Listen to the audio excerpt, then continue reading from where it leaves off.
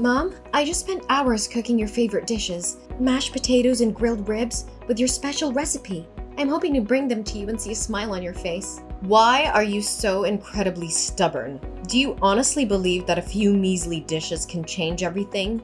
Don't be so naive. I'll just throw them in the trash like I've thrown away your efforts before. But this is what you always said you wanted to eat during your hospital days.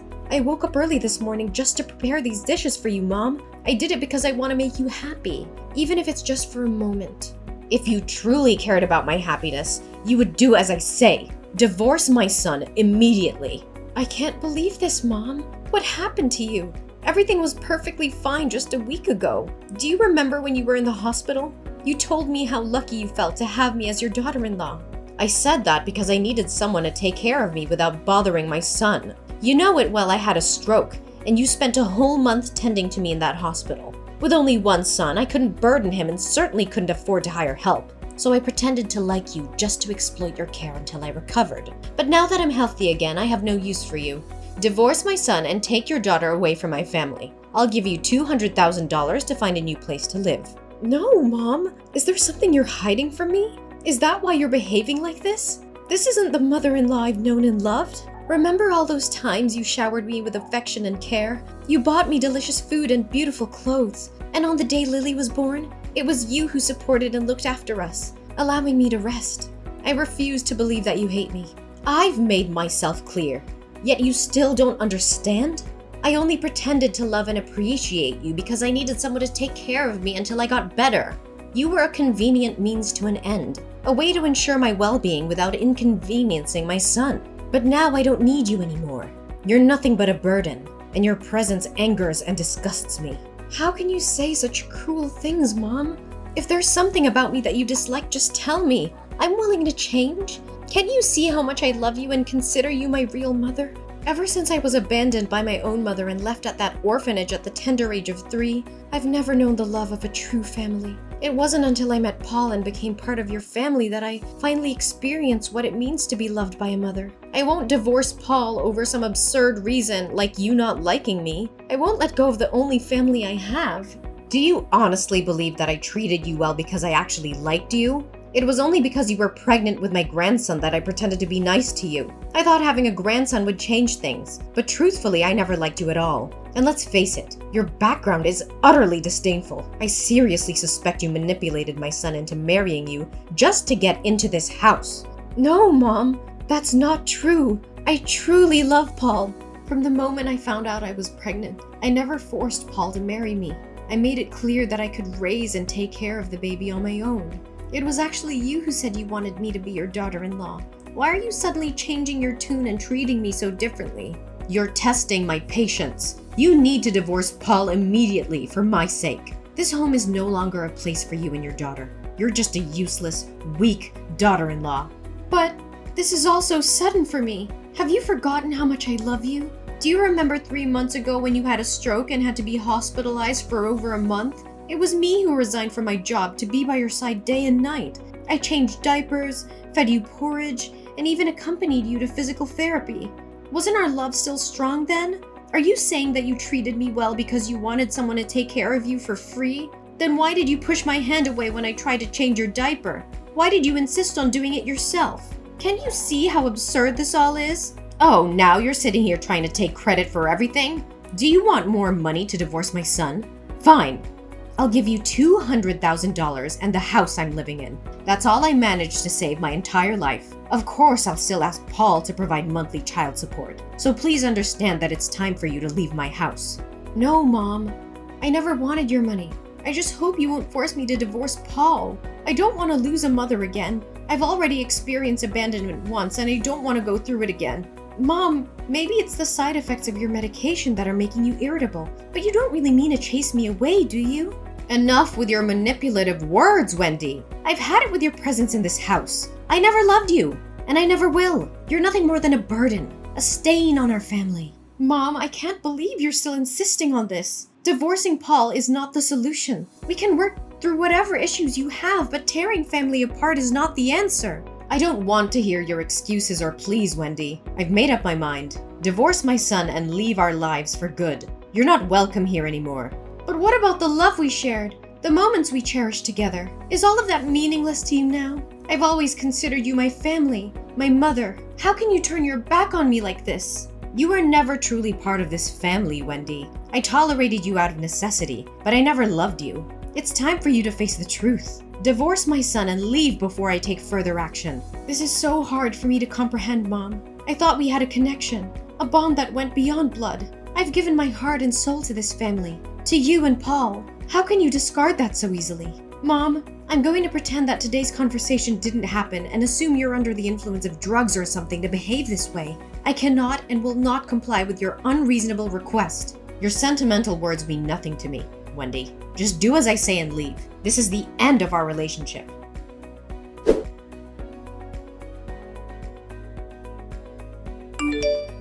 Mommy, Sandra, your neighbor just texted me and said you fell down the stairs yesterday. Mom, why didn't you text me when you fell? Are you in the hospital or at home so I can take care of you right now? What? Why is Sandra contacting you? Since the day you got sick, I've been worried. But since you don't want to live with us, I have no choice but to ask Sandra to keep an eye on you, and if you have any problems, tell me immediately. Fortunately, Sandra agreed to help. So that's why Sandra has been frequenting my house lately? Is she spying on me for you? How dare you invade my privacy like this? Mom, it's not about spying on you. It's about my genuine concern for your well-being. But since you shut me out and locked the door, I had no other option. Please, Mom, tell me how you're doing. Where are you? Let me take care of you. I don't need you to come here. I have my new daughter-in-law to take care of me now. Oh, she's so much better than you. It's a shame she wasn't my daughter-in-law from the start. Mom? New daughter-in-law? What are you talking about? Oh, didn't I mention it? Paul has agreed to divorce you. He's found someone else, and I fully support him. This girl is carrying my grandson, and I prefer her over you. Isn't that reason enough for you to believe me? What? So you're telling me Paul is having an affair, and not only are you aware of it, but you also condone his actions? How could this happen? Why not? My son did nothing wrong. He was just seeking his own happiness. I've been telling you all along. You should have divorced Paul before discovering this painful truth. So that's why Paul has been distant and sleeping on the sofa at night? I thought it was just work stress. I had no idea he was betraying our marriage. Stop avoiding the truth. Accept the divorce, take the money, and stay away from my family. I'm about to become a grandmother, and I won't let you ruin this for me. I'll make sure the new daughter-in-law receives the respect she deserves. No, Mom. I won't accept this without hearing it directly from Paul's own mouth. Even if he has betrayed me, I'm still your daughter-in-law for now. I have a duty to care for you. So please, tell me which hospital you're in. What is wrong with you? Why are you so stubborn, clinging to me when I clearly want nothing to do with you? You don't owe me anything. Despite your pitiful past, must you cling to me like a burden? Do you have some kind of mental illness? Actually, I do owe you my life. Do you remember 15 years ago when you risked everything to save a little girl in a pink dress clutching a bunny bear? In the process of saving that girl, you got hit by a car and injured your left shoulder. How do you know that? Did I ever tell you this story? Or did Paul mention it? I never disclosed the details to anyone. Because I am that girl. The day you saved me, I was with a family who was considering adopting me and a supervisor. But as we crossed the street to enter a cafe, they left me behind, abandoning me without a second thought. Being young and oblivious, I chased after them, unaware that the traffic light was about to change. Just as I was about to step onto the road, you pushed me out of harm's way. When I turned around, I saw you lying on the ground, injured by the car. You saved me from a devastating car accident, and I will never forget the love and sacrifice you showed me. What? Is this true? How is it even possible? If you already knew the truth, why didn't you tell me for the past 4 years? Actually, I only discovered this a few months ago when I was giving you a bath at the hospital. I noticed the scar in your left arm from the accident, and I found the same clothes as the woman in the accident among your old belongings when I was cleaning your house. Out of curiosity, I asked Paul, and he confirmed the story with the same time and place. The world must be playing some cruel game.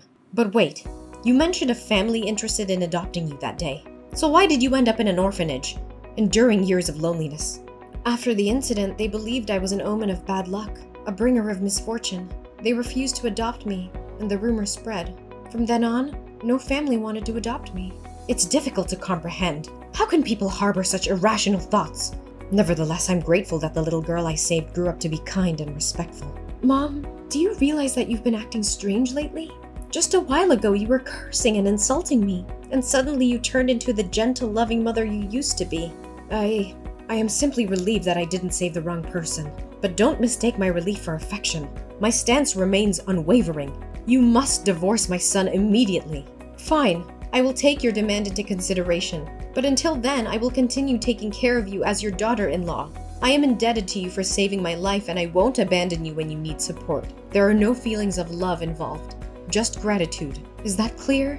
I don't require your gratitude or anything else. Just stay away from me. If you expect me to divorce Paul, then you must allow me to care for you during this time. I won't be ungrateful and forsake my savior in her time of need. Ugh, you are incredibly stubborn. Fine, I will share my location with you. But once I've recovered, you will divorce Paul, and I never want to see you again.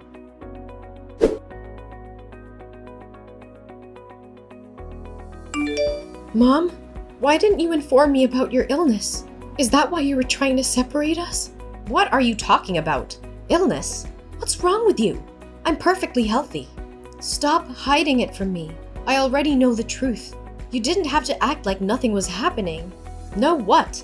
Are you referring to the incident where I fell down the stairs? It's been a while and I'm fine. Besides, it wasn't a serious injury, so there's no need for concern, right? No, Mom.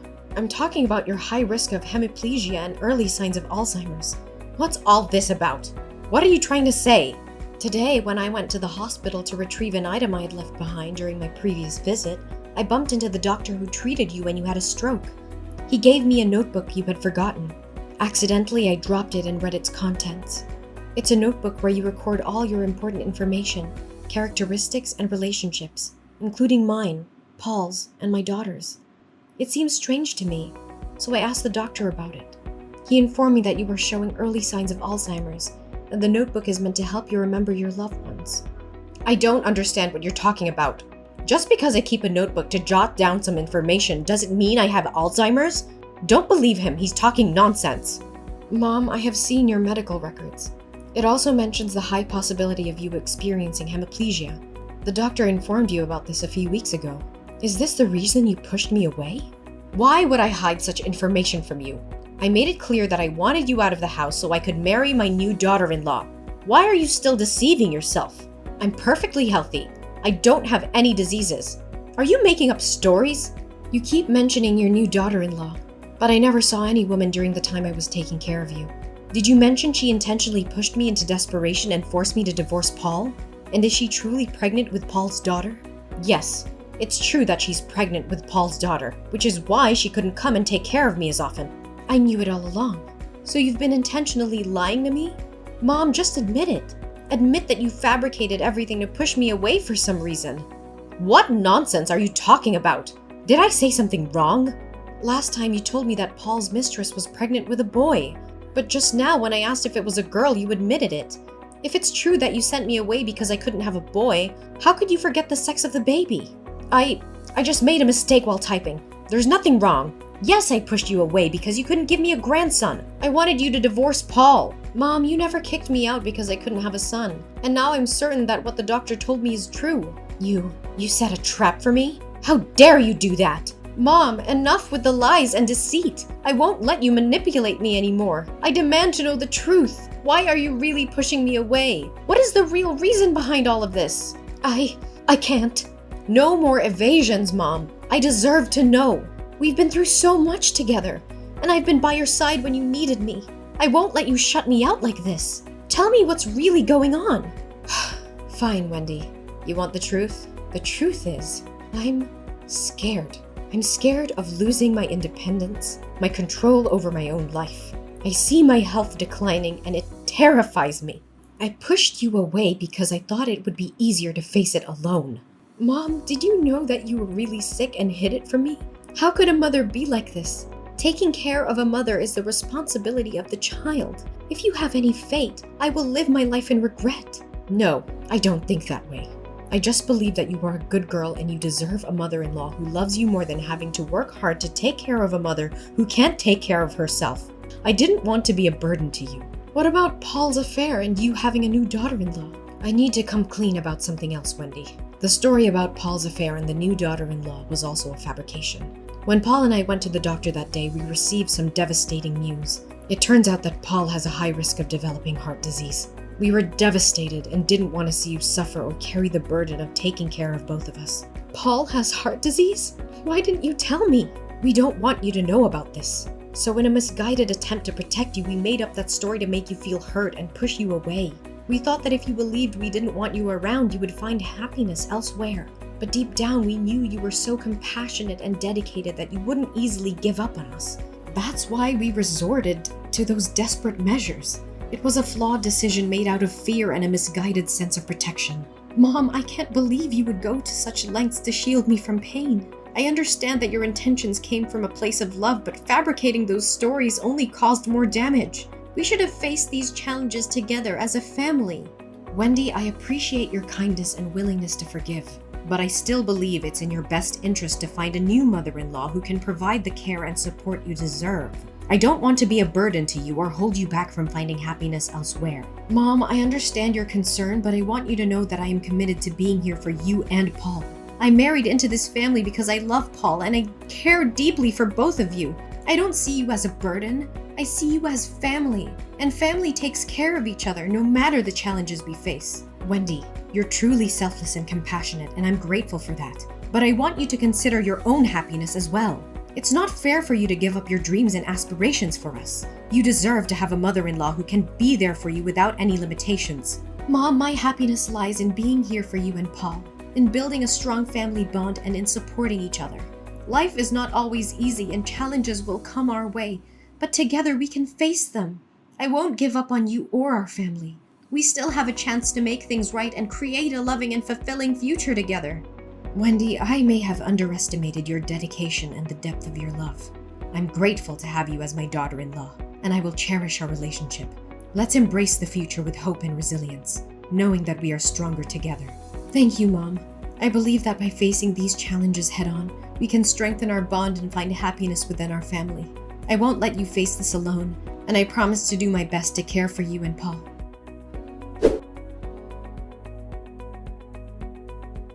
In a twist of fate, Pamela's timely medical treatment prevented her from experiencing hemiplegia. However, her battle with Alzheimer's disease persisted, causing her moments of forgetfulness and confusion.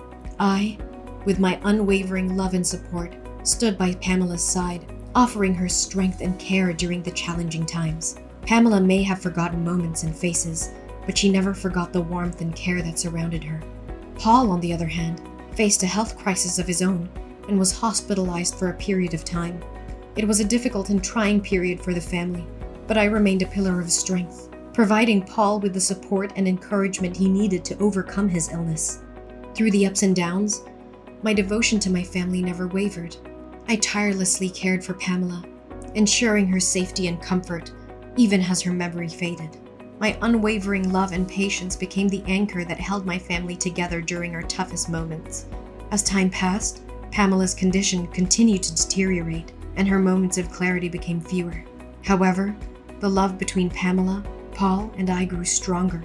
We cherished the moments of lucidity, cherishing the memories we could still create together.